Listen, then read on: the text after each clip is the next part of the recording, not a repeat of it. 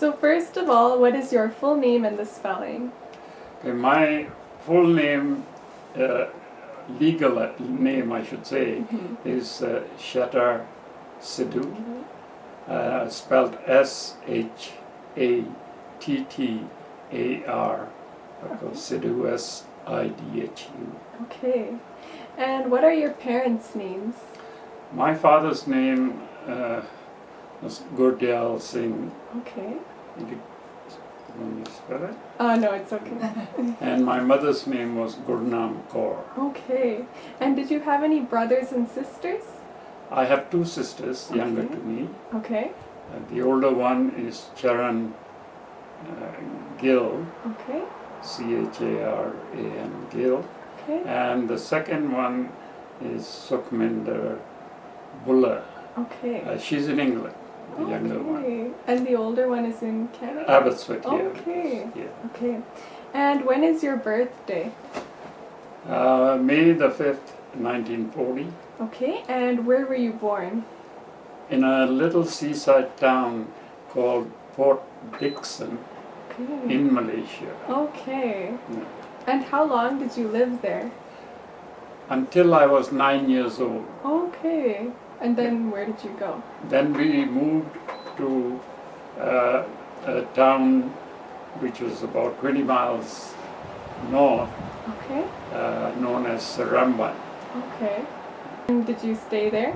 Well, yeah, we stayed there until, I guess I should say, I left for Canada, which was Okay. back in 1974. Okay. So what was life like in Malaysia? Malaysia is a tropical country. Mm-hmm. You know, you don't really have seasons like we have here. Average temperature there is anywhere between 28 to about 30, 32 degrees. Okay. Wow. Nice Yeah. and warm. Yes, it's nice and warm. So in tropical countries, the way of life is, of course, you know, so much more different. Mm-hmm. But what I find, Malaysia is very, very similar as far as the population is concerned. Okay. We have a mixture of just about every country in the world, Yeah. just like Canada has. Canada is a country of immigrants. Yeah. Malaysia is a Muslim country, Okay. which was under the British up to 1952. Right?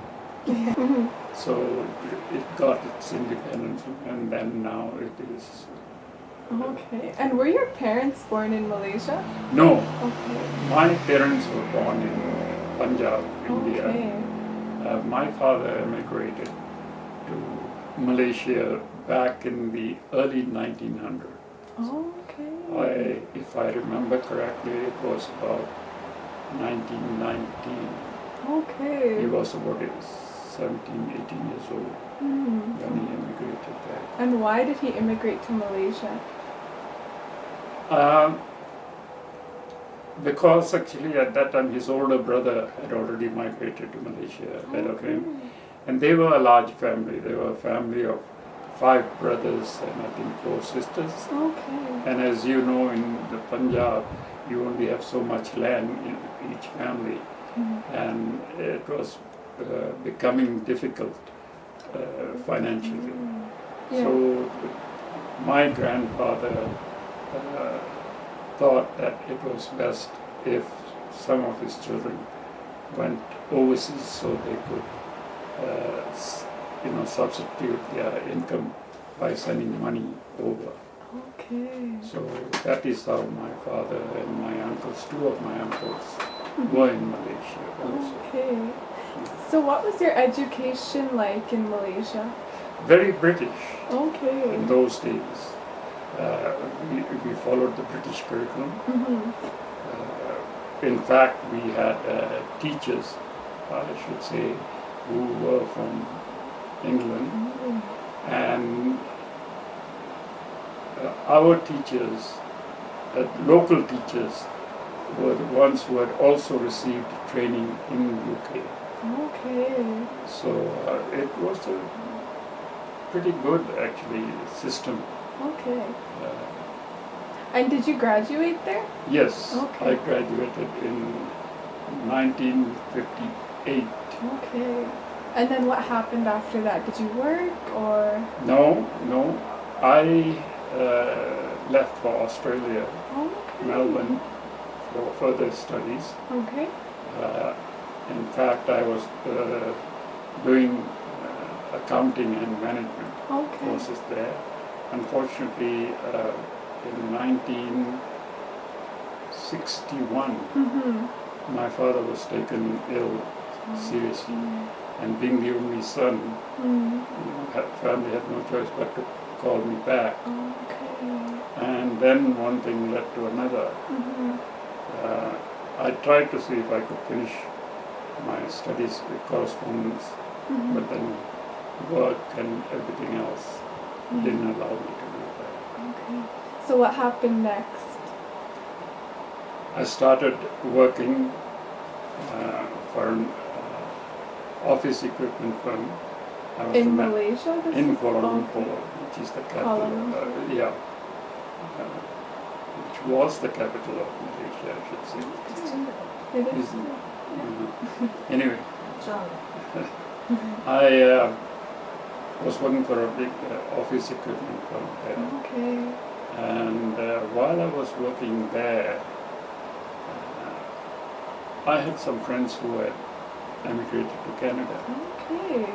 And they used to write glowing things about Canada and how it was very easy to get jobs and the money was good. Equivalent to Malaysia, of course, the Canadian dollar was, Mm. it was about, at that time it was about 5 to 1, I think. Okay. Yeah. So So every Canadian was one stronger? Canadian dollar, Oh, okay. one Canadian would be $5 Oh, okay. in Malaysia. I see. So I said, what the heck, let me see if I can try and go to Canada, and at least if not, and I gave myself 2 years. Okay. So one day, sitting around, I decided I'll go to the Canadian High Commission Okay. and make an application and see what they say. Hmm. So I went there and I made my application. After about 3 months, I got a letter from them asking me to go for an interview. Okay. Okay, I went for the interview and the interview went quite well. In fact, I asked the counselor who was there what were my chances. He says, seeing your educational background and your work experience, at the moment, he says, just between you and me, I'd say you have a 75% chance of being accepted. Hmm. So I was elated and I said, this is going to be easy. Yeah. So after about, I think, a month or so, they sent me the good news to say that yes, I had passed my interview and I could come in within the next 3 months to get your visa stamp. Mhm. So, like I guess every young person does, I ignored the letter and the 3 months passed. Oh no. So they sent me a reminder, Uh-huh. and then even that reminder, the time passed. Then they sent me a final reminder Mhm. to say that, if I don't come and get my visa, they are going to cancel it. Okay. So then I finally decided I might as well. Hmm. So when I got my visa, my parents were against me coming. Okay. Yeah. Why were they against it? Well, simple reason, like I said earlier, that in the family I was the only son. Oh, okay. And with my father at that time not keeping very good health. Hmm. Okay? And anyway, I gave myself 2 years Okay. and came to Canada. Okay. Landed on Vancouver Mhm. on the 30th of September 1974. Okay. And what did you do once you were in Canada? Did you know anybody here who came to pick I you had some up? friends. Mhm. Actually, I had a couple of friends who lived in Mission. Okay. So I came to Mission. And So what do you do when you come to a new country? Obvious thing is to try and get a job. Yeah. So for the first 2 months, I still remember, and I often tell this story when we are amongst friends, or people ask me how long I've been here. I made 264 applications within 2 months. Wow. And all handwritten, don't forget. Wow. We're going back to 74. Mm. And I got 8 replies. Wow. And every one of them said, thank you very much for your application, but we're sorry, you don't have Canadian experience. Okay. You know, the obvious thought is, heck, I'm a new immigrant. Mm. Unless you give me a chance, how will I get Canadian experience? Right. So that was as far as my job search was concerned. Okay. We had a neighbor who was talking to me one day, and he said, you know, I can understand, he said, you are a person who has had qualifications and all that, but actually that in 74, 75 were bad years for Canada. Okay. So he said, if you are looking for a labor job, I might be able to help you. But he says, you know, it's hard work. I had never done a labor job in my life. He said, would you be interested in working on a dairy farm? Okay. Now, you know, as a new immigrant, you only have so much money with you, Yeah. and your money starts running away fast. Mm. I figured that I had to get a job sooner or later. Mm. So I said, sure. So I got hired on a dairy farm in Fort Langley. Okay. I still remember the name of the farmer. His name was Jim McClellan. And he actually was in a state of shock when we first talked to each other. Okay. He didn't think that Indo-Canadians could speak English fluently. To him, I was a big surprise. Mm. And of course, he hired me right off the bat. He said, okay, 6 o'clock tomorrow morning, you know, put on your work clothes and come on over. Mm. In the course of time, he became a friend, Okay. simply because of the language. Mm. Every morning he would come with a cup of coffee and he would tell me a joke, Mm. you know, and we would exchange jokes and things like that. Okay. Then about 7 to 8 months later, Mm-hmm. the manager of the Canada Farm Labour Pool, Mm-hmm. which was a part of the Ministry of Labour and Immigration, Okay. Immigration and Manpower at that time they used to call it. Mm-hmm. He visited the farm, and this farmer said, look, let me introduce you to my Hawaiian friend. Hawaiian? He used to call me a Hawaiian friend. Okay. So he gave me, and incidentally, he was also the one Mm. who gave me the name Andy. Okay. So today in Aerosville, nobody knows Shutter. Yeah. They all know me as Andy, Right. Andy Sidhu. And where did he get Hawaiian friend from? I guess because of the color of my skin and the fact that I could speak. Hmm. And yeah, that I must tell you how I got that name Andy. Yeah. This was after about 2 weeks me starting to work there. Okay. I was in the barn, you know how these barns are huge, which houses about 150, 200 cows. Yeah. I was at the far end of it, cleaning the stalls. This fellow is standing at the other end, Mm-hmm. and he's shouting, Andy, Andy. I'm looking around to him. Nobody else but me. Yeah. I said, there's nobody here. He said, no, you come. Hmm. So I went up to him. He says, look, the milk truck is going to be here shortly. I have to go into Langley to get some parts.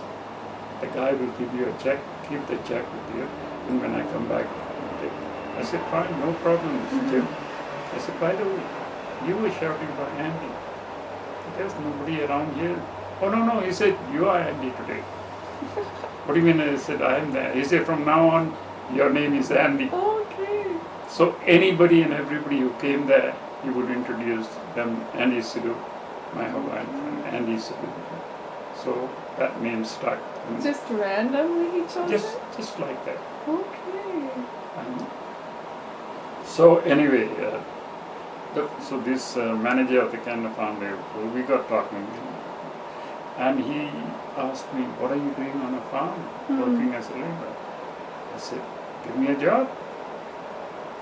So he said, "Look, we are opening up a sub office in Cloverdale. Mm-hmm. We're going to be taking applications soon." He said, "I want you to apply." I said, "Okay." I applied for the job Mm-hmm. with the help of one of the counselors at the manpower office, Okay. Bruce McDonald. I remember he helped me prepare my resume and did everything and advised me. I went and spent about 2 days in Cloverdale, visiting all the farms in the area just to, get a little bit of knowledge of what's happening around. Interview date came. There were 8 of us There was 56 applicants, and 8 of us were shortlisted. 6 of them. I think 6 were shortlisted. I was one of the 6, and I was the last to be interviewed. So we went in, there were 3 people, the director from Vancouver, the president of the farm labor, and the manager. So they looked at my resume and said, "Oh, we noticed that you don't have too much farm experience and all that kind of thing." I said, "Yeah, that's true. I don't really." I said, "My background has been accounting and management." He said, "Anyway, well, go ahead with the interview." So they started asking me questions. Of course, basically the questions all were directed towards what's happening in Cloverdale farms and all that. Now, because of my 2 days spent there, I had the answers to just about every one of their questions. And the director himself said, "I thought you told us you don't know anything about farming. And here you answered all the questions." So I told him, "This is how I got the knowledge and all that." And they were quite shocked in a way, you could say. But they said, "We'll get back to you." Okay. I was leaving the office. The manager got up from his end and he followed me out. Came to the door and he said, "You know what, Andy? If I had my choice, I would hire you today. But the only reason you may not get hired is because of the color of your skin." I turned around and shook his hand and I said, "Thank you so much. You have made my day." And of course, I didn't get the job. So I was back on the farm. And then, lo and behold, on June the 4th, 76, I was on the farm in the morning. The phone rings, the farmer is shouting, "Andy, pick up the phone, Andy, pick up the phone." So I picked up the phone and there was the manager, Klaus Berger, his name is Klaus Berger. And he said, "Andy, what are you doing?" I said, "Well, what do you think?" He said, "All right, Monday morning, put on your best suit, come and see me at 9 o'clock. I said, "Really?" He said, "Well, you just come." He said, "We'll see what we can do." So of course, since, later that I got a call at least. So went to his office next morning and he told me, he said, "Look, my bookkeeper is leaving for Victoria because her husband's got a transfer. We have to hire a bookkeeper and I can hire you right now." So he said, "Do you want the job or not?" And he said, "We can only pay you $800. Mind you, this is 1976. A month? Yes. Okay. Is that considered like normal or what is that? Well, it was sort of okay. Okay. Start. I said, "Look, I'll take it. I just wanted my foot in. The rest I said we'll see later." So that's how I started working for the farm labor pool. So I was hired as a bookkeeper. But through hard work and everything, they made me the office manager 3 years later. And I was made the assistant manager 5 years later. Wow. Okay. So within 5 years, I was already manager. Okay. And one of the reasons they hired me was, again, my ability to speak English in Punjabi. Okay. So when I got hired there, I was used not by just the officemen, but by the local police, the local immigration, and you name it for interpretation. Okay. Amazing. Yeah, so I worked in that office for 21 years. Wow. Okay. So, yeah. Good years. Mm. And did you ever study in Canada? Did you do higher education? I took some courses Okay. in the course of it, Mhm. and then work, and then I went back to Malaysia in 1982. Okay. We got married in January 29th, Okay. January 82. Okay. And came back, and then I was getting the manager's post in Victoria. We had an office in Victoria, Okay. but Britain was expecting a baby, Okay. and my parents by then had already emigrated here. Okay. And my mother said no. Did you sponsor your parents? Yes, Okay. I sponsored my parents. What made them agree to come to Canada? They were old. Oh, okay. My father was getting close to 80, Okay. and my mother had been a chronic asthmatic all her life. Okay. She was asthma, so she was about 60 something. Mhm. And when you got married, did your wife agree to come with you to Canada, or? I guess she didn't have a choice, did Oh, she? okay. My cousin and she were good friends, Oh, okay. and that's how we sort of got to know each other. Okay. So nice. So that's how. And could you tell me a bit about the newspaper you run? So, Yeah, where does well- that fit in with the timeline? Yeah, in 1995, Mhm. I think I'm forgetting whether it was Kretchen or Mulrooney came to power, Oh, okay. and they laid off 40,000 civil servants, Okay. just like that. Wow. So I was one of the victim of Mm. one of the 40,000 that were laid off After 21 years of work. after 20 years, Wow. 20 years, yeah. So, and because of my accounting background, Mhm. and because of my contacts in the farming community, Mhm. I started doing their payroll and income tax. And things like Okay. that.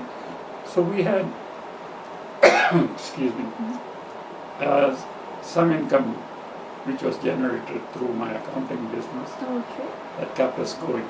Hmm. And Pritam was a preschool teacher also here. So, and by then we had two boys, little boys. No more little. Those are the little pictures. That's Wow. Ronnie over there in that Okay. corner with his wife. They got married last October. Okay. And that is Dave and his wife Ranjana. They got married 4 years ago. Okay. He's my older son, and Hmm. Ronnie is my younger son. Okay. And that is what Dave looks like now. He's seen his bald head and his glasses. So I was sitting at home. Hmm. Like I said, I was doing my, but I also got a job with Howling Nurseries in Ladner Okay. as their HR manager. Okay. I worked with them for 6 months, Hmm. and it wasn't my cup of tea. Okay. I quit that job Hmm. and came home. And I guess, when you have something else going on, Mhm. you have that confidence to move around freely. Okay. So one evening, I was sitting down and watching TV, and Pritam was reading a book or something. So I turned to her and said, "You know what?" I said, the Indo-Canadian community here is growing maybe we should start a newspaper. Okay. And she looked at me in that shocked look and said, what do you know about newspapers? I said, nothing. But I said, I know of a guy who's come down from India and has been trying to get a job for the last 2-3 years without any success. I said, I'll get him on board. She said, you do what you like. Okay. I said, okay. So next morning I called this, and of course he was thrilled. He came over, we talked about it, and I said, look, I can't pay you much because we're starting new. I'll give you $500 plus commission the sale if you did any. Okay. And I will give you a 10% interest in the business. And what was his name? His name was Manjit Singh. Okay. So he of course jumped at the idea. And anyway, by the time we got all registered the company and decided on a name, everything, it was already August. Okay. So our first issue, which was an 8-pager, came out on October the 1st, 1996. Okay. And just, there was only him working for you? Oh no, he quit. Oh, okay. He didn't last, that guy. So who made that first newspaper? We did. Pritam and I were the ones. Oh, just the two of you. Yeah. Wow. We were instrumental in the names and everything. Wow. He was just coming in to assist me, and because I didn't have any knowledge about newspapers, I got him on board and gave him 10% interest in the company. Okay. But what had happened was during that first year, the stress of opening a paper and running it and all was so much. My health had deteriorated. So sometime in 97, when Pritam and I went to see my doctor, because I wasn't feeling too good, and the doctor checked me out and looked at her and told her, look, because Dave and Ronnie were very young at that time. He said, if you want a husband, you better take him away from you for a while. So we decided to take a holiday. We went back to Malaysia for a month. So helped out by my in-laws. Okay.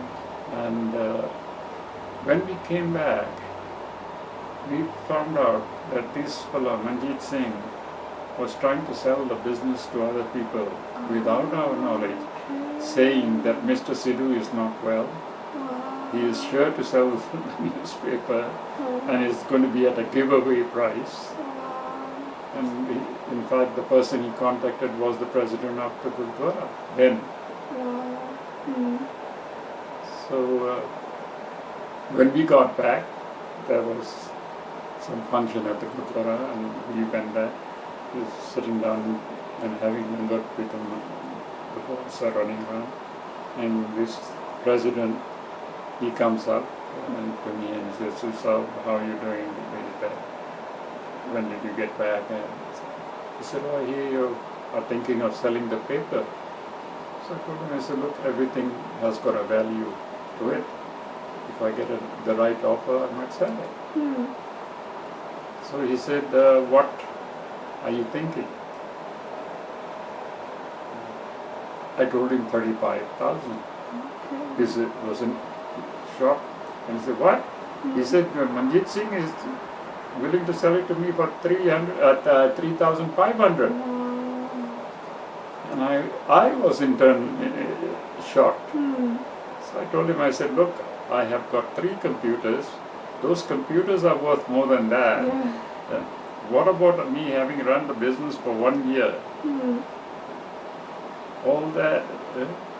And he said, no, you're right, but he said, "No, I don't think I can." So we never saw Manjit Singh after that. Okay, you don't know what happened to him? Oh no, I know. He became a taxi driver in town. Okay. He is still a taxi driver. He is still, isn't he? The other day he gave somebody a ride. The kids. Yeah, the kids a ride. Oh, do you still keep contact with them, or? No. Well, when we see him, we say hi to each other. Oh, okay. That's about it. You know? Mm. And no, we don't have any grudge against him wanting to leave, and because everybody tries something or other, and he must have thought that because of my ill health, he may lose a job or something like that. So anyway, so that's how the paper, and we had some people in Abbotsford who have been very, very supportive of the newspaper, and I'm talking specifically of the Caucasian. Yeah. Our newspaper is a bilingual newspaper. Okay, so It's in English and Punjabi. okay. One of our strongest supporters was Mayor George Ferguson. I don't know if you remember Yeah. George. George was a very strong supporter because when we started the paper, Pritam and I went to see him and told him, George, gave him a copy. We're starting this newspaper. And he was so excited. He was just like a child with a toy. He said, in Abbotsford, first of its kind, a bilingual paper. Yeah. And after that, at any of the functions around town, and we would go because media. And he would see me coming and he would say, oh, here comes my friend Andy Sidhu, publisher of the first bilingual newspaper.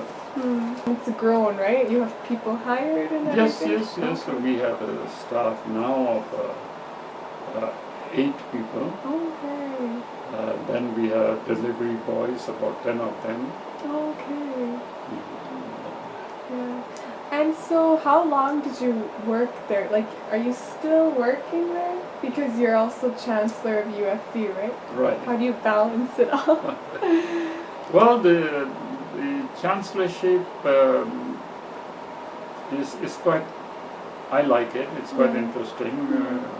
Meet a lot of people, and I learn a lot of things there at the university. And, the paper now is run by my sons, Okay. both my sons, I see. Yeah.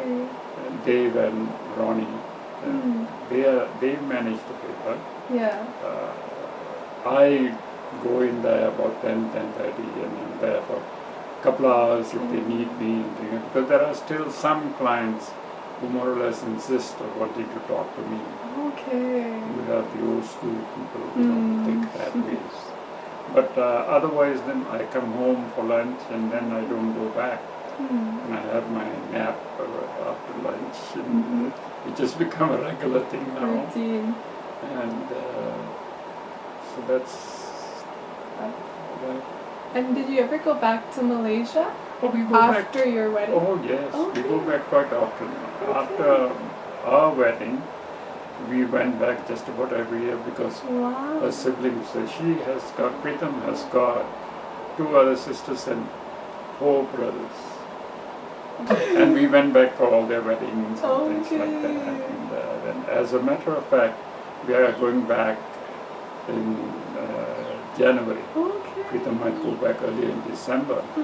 We were there last year also. Okay. My mother-in-law is turning 90 on the 30th of January. Wow. So the whole family is going to be there. And what has changed in Malaysia throughout the Oh, years? tremendous change. I can't walk or go anywhere simply because I'm lost there now. Okay. There's so much change has taken place. Lots of buildings. You know, it's a different country to what it was when we left. And also, during your time in Canada, other than your employment issue, did you experience any forms of discrimination or racism? I personally believe that we all go through this phase of discrimination at one time or other, be it within our community, be it in school, amongst friends, amongst families, irrespective of where you are. We all go through it. Yes, I have. Ironically, when I was in Australia, I didn't feel, as a student, mind you, I didn't feel as if I was being discriminated against. In spite of the fact that I had a turban and a... So we're turban and beard. Yes, I was until I came to Canada. And why did you remove it? Why did I remove it? Because I was told when I got here and I was looking for a job, that is going to be a first hindrance. Okay. And the employment counselor at that time told me, he says, as much as I hate to say this, your chances without the turban would be better. Okay. And what was the Apna community in Malaysia like? Was there a large community there? Oh, very much so. Very much so. Yeah. We, just like Canada, we have a few members of parliament. We have the deputy chief of police is Sardar, the engineers. My brother-in-law, Vikram's brother, is the head of the Malaysia Medical Association. Wow, okay. My other brother-in-law is has been a recipient of the equivalent of that, like in England they have the title knighthood, where they get the title of sir, the equivalent of that in Malaysia. And my other sister-in-law, she is the manager at health. She's a trained nurse from England. Wow. But she is the manager of health institute, clinic. And my youngest sister-in-law, she is, if I'm not mistaken, she's one of the executives of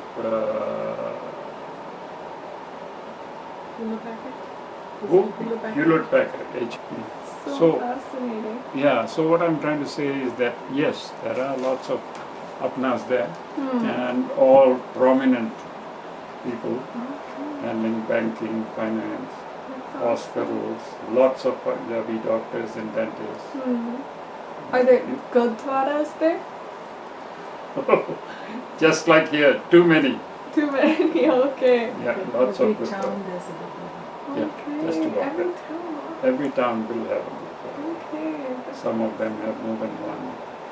Kuala Lumpur has more than half a dozen. Certain. Okay. Yeah. And you've lived in Canada for so long. How have you seen Canada develop over the years? Canada has become more open to what it was. Yeah. It started to accept more refugees. Canada is a country of immigrants. Yeah. No matter what you say, the real people the people of this country are the indigenous, the Caucasians.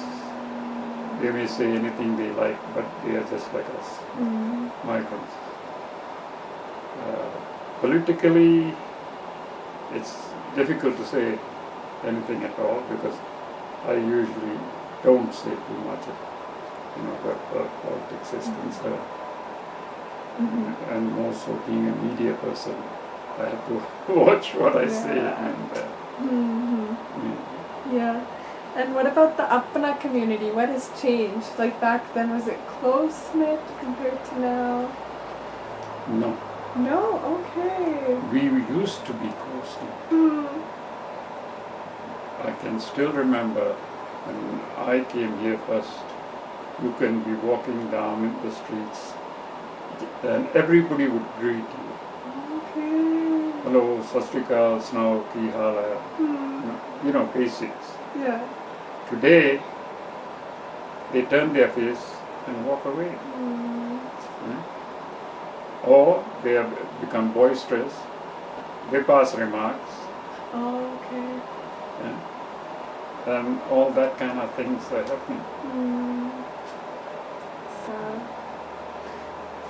And We so, have, I'm going to say, there's no doubt about it that our community has done a lot for Canada. oh, for sure. We today, I think, we Asians are the backbone of this country because financially we are the ones that have got them right here. I mean, look around how well our people are doing. Yeah. Look around how well the Chinese are doing. Look around and see how the Vietnamese who have come in after their war, and suddenly they are owners of businesses and all that kind of thing. The Filipinos, all those people.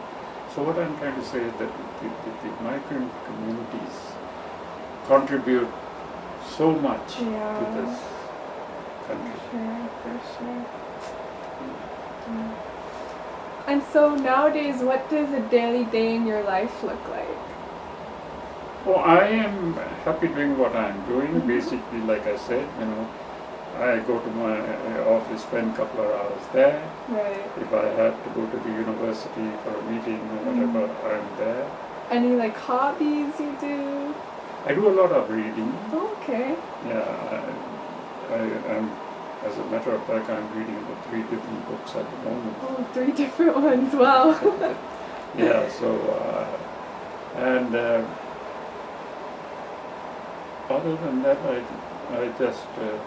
My wife drags me to help her once in a while with her flowers. She loves flowers. Okay. Or, the boys might want me to give them a hand at the office. Right.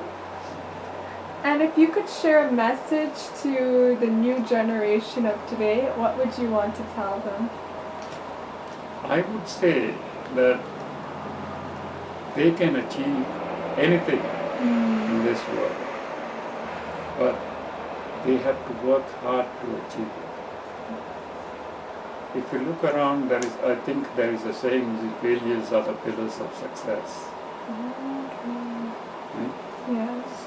But if you fail, you have to learn something from that failure So true, yes. and go forward. I tell my sons and their friends, don't lie, don't cheat, be honest, work hard, and the guy above will listen to you, and you will attain success sooner or later. That's a great message. Thank you so much. Yes,